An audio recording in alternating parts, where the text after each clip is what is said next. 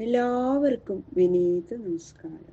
ശ്രീമദ് ഭാഗവതം ദശമസ്കന്ധം ഉത്തരാർദ്ധം അധ്യായം 60 ശ്ലോകം 36, 37, 38, 39, 40 5 ശ്ലോകങ്ങൾ നമുക്ക് നോക്കാം.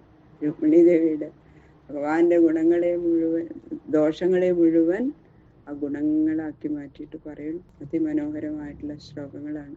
ഓം നമോ ഭഗവതേ വാസുദേവായ. ഓം നമോ ഭഗവതേ വാസുദേവായ. ഓം നമോ ഭഗവതേ വാസുദേവായ. ശ്ലോകം 36. നിഷ്കിഞ്ചനോ നനുഭവാൻ നയതോസ്തി കിഞ്ചിത് യസ്മൈ ബലിം ബലിഭുജോപി ഹരന്ത്യജാദ്യാ നത്വാ വിദന്ത്യാസു ധ്രുവോന്തകമാഢ്യതാന്ധാ പ്രേഷ്ഠോ ഭവാൻ ബലിഭുജാമവി തേപി തുഭ്യം.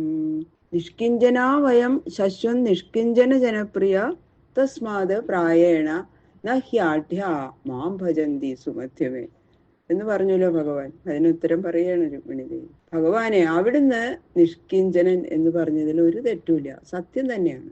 എന്തുകൊണ്ടെന്നാ അനന്തകോടി ബ്രഹ്മാണ്ടത്തിന്റെ ഉള്ളിൽ അടങ്ങിയിരിക്കുന്ന സകല വസ്തുക്കളും നിന്തിരുവടിയുടെ അംശമാണ്. അപ്പൊ അങ്ങേ കൂടാതെ അന്യമായിട്ട് യാതൊന്നുമില്ല. അതുകൊണ്ട് പരിപൂർണ സ്വരൂപനായിരിക്കുന്ന നിന്തിരുവടി നിഷ്കിഞ്ചനൻ തന്നെയാണ്. ഒന്നുമില്ലാത്തവൻ ദരിദ്രൻ എന്നുള്ള അർത്ഥത്തില് നിഷ്കിഞ്ചനത്വം നിന്തിരുവടിയിൽ യോജിക്കണില്ല എന്ന് മാത്രം. എന്തുകൊണ്ടെന്നാൽ സകാമ ഭക്തജനങ്ങൾ ആഗ്രഹിക്കുന്ന ഓരോ കാര്യങ്ങൾ സാധിക്കാനായിട്ട് ബ്രഹ്മാദി ദേവന്മാരെ പൂജിക്കണം. അവരുടെ പൂജ സ്വീകരിക്കുന്ന ബ്രഹ്മാദികള് ഭക്തന്മാരുടെ അഭീഷ്ടങ്ങള് ഓരോന്നായിട്ട് നടത്തി കൊടുക്കണം. ഇങ്ങനെയുള്ള ഭക്തകാമപ്രദന്മാരായ ബ്രഹ്മാദികൾ കൂടി ഇന്ദ്രവടിയെ പൂജിക്കുന്നു. അതുകൊണ്ട് അവർക്കും സൃഷ്ടിയാദി വ്യാപാരങ്ങൾ നടത്താൻ തക്ക ശക്തി നൽകുന്ന മഹാപ്രഭുവായ ഇന്ദ്രവടി ദരിദ്രനായിരിക്കാൻ അവകാശമുണ്ടോ? അങ്ങനെ ആവില്ലല്ലോ ഒരിക്കലും. അതുകൊണ്ട് ദാരിദ്ര്യാർത്ഥത്തില് നിഷ്കിഞ്ചനത്വം എന്ന് പറഞ്ഞത് പറഞ്ഞതിൽ ഒട്ടും യോജിക്കാൻ പറ്റില്ല. അങ്ങയിൽ നിന്ന് അന്യമായിട്ട് യാതൊന്നുമില്ലാത്തതിനാൽ അവിടുന്ന് നിഷ്കിഞ്ചനൻ എന്നുള്ള അർത്ഥം അങ്ങേക്ക് യോജിക്കണത് തന്നെ എന്ന് അത് പറയാം. അത് ശരി. നാസ്തി കിഞ്ചന അപി യഥാ സ നിഷ്കിഞ്ചന. അങ്ങനെയുള്ള അർത്ഥത്തില് ശരിയാണ്, അങ്ങ് പറഞ്ഞത് ശരി തന്നെയാണ് എന്ന് പറയുന്നു. പിന്നെ ആഢ്യന്മാര് അങ്ങയെ അറിയുന്നില്ല എന്ന് പറഞ്ഞതും വാസ്തവം തന്നെയാണ്. എങ്ങനെയെന്നാല് ധാന്യാദി സമൃദ്ധികൾ കൊണ്ടും ധാരാളം ധനം ഉണ്ടാവണം, സമൃദ്ധി ഉണ്ടാവണം എന്നൊക്കെ വിചാരിച്ചിട്ട് അതിനുവേണ്ടി പ്രവർത്തിച്ചിട്ട് വിചാരശൂന്യന്മാരായി ആ ഇന്ദ്രിയങ്ങളുടെ സംതൃപ്തി വരുത്താൻ വേണ്ടിയിട്ട് പരിശ്രമിച്ചുകൊണ്ടിരിക്കുന്ന ഉദരംഭരികളായ ആഢ്യന്മാര് അങ്ങയെ സേവിക്കണില്ല എന്നുള്ളത് സത്യം തന്നെ. പക്ഷേ നിഷ്കിഞ്ചനന്മാര് അങ്ങയെ സേവിക്കുന്നു എന്ന് പറഞ്ഞത് പരമാർത്ഥം. അങ്ങല്ലാതെ മറ്റൊരാശ്രയവും ഇല്ല എന്നുള്ള പരമാർത്ഥ തത്വം അറിഞ്ഞിരിക്കുന്ന ബ്രഹ്മാദിദേവന്മാര് അങ്ങയെ ശ്രേഷ്ഠനായിട്ട് കരുതിയിരിക്കുന്നു. അങ്ങയെ സേവിക്കുന്നവരെ അങ്ങും ശ്രേഷ്ഠന്മാരായി കരുതിയിരിക്കണം.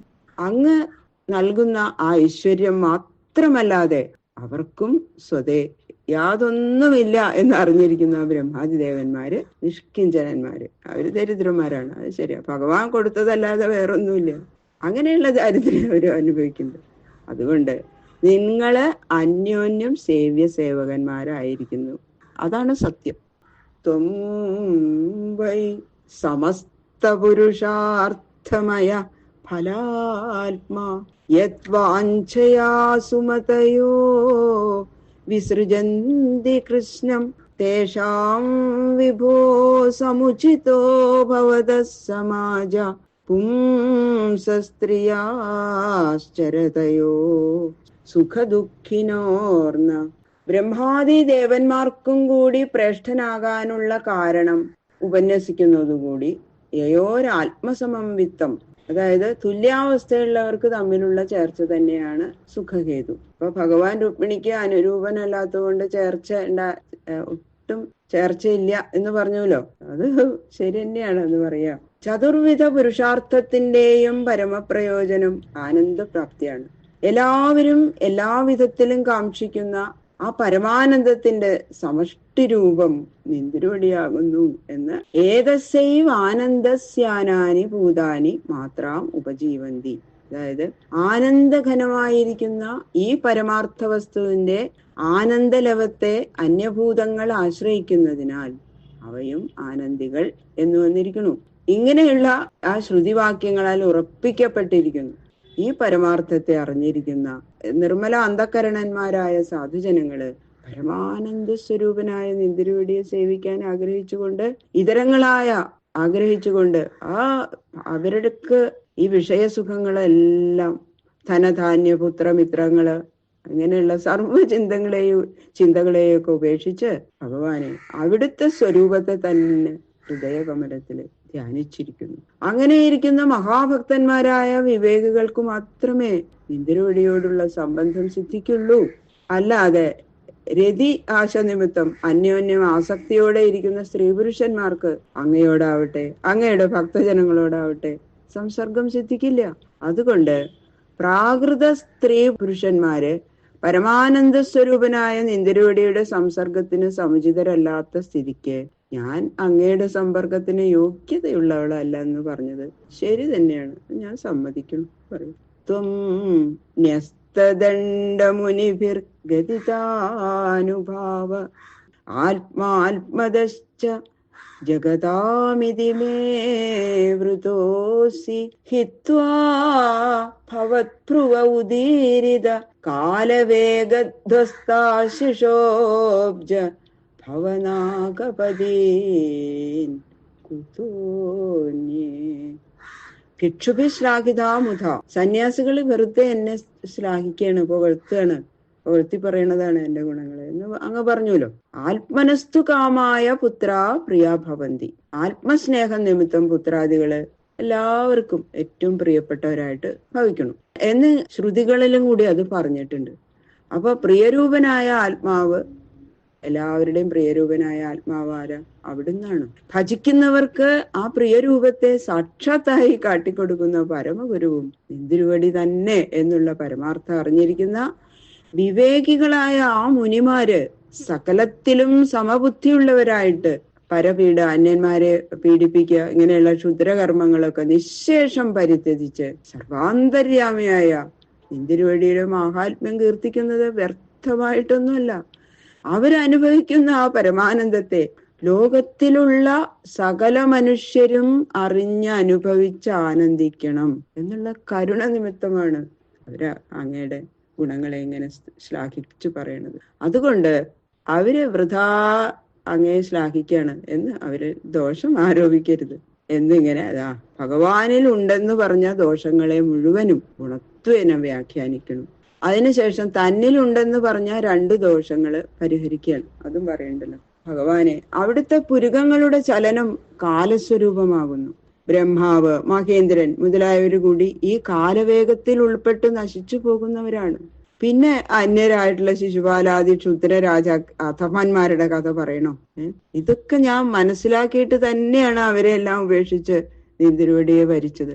അതുകൊണ്ട് അറിവില്ലാതെയും ദീർഘാലോചന ചെയ്യാതെയും ഒന്നല്ല അവിടുത്തെ ഞാൻ ഭരിച്ചത്. അങ്ങയെ ഒഴിച്ച് അന്യരാരും കാലഭീതി ഇല്ലാത്തവരല്ല എന്ന് അറിഞ്ഞുകൊണ്ട് തന്നെയാണ്. പിന്നെ മൃത്യുഗ്രസ്തരെ ഭരിക്കുന്നതിനാൽ ഭാവിയിൽ ദുഃഖമല്ലാതെ സൗഖ്യമില്ല. സൗഖ്യം ഉണ്ടാവണമെങ്കിൽ കാലാദി തത്വങ്ങളുടെ പ്രേരകനായ നിന്തിരുവടിയെ വരിക്കണം എന്നുള്ള ദീർഘാലോചനയോടുകൂടിയും തന്നെയാണ് അങ്ങയെ ഞാൻ വരിച്ചിരിക്കുന്നത്. ഇത് പറയാണ് രുക്മിണി. ജാട്യം വജസ്തവഗദാഗ്രജ യസ്തു ഭൂപാൻ വിദ്രാവ്യശാർംഗനിനദേന ജഹർത്ഥമാം ത്വം സിംഹോ യഥാ സ്വബലിമീശ പശൂൻ സ്വഭാഗം തേഭ്യോ ഭയാൽ യദുദധിം ശരണം പ്രപന്ന.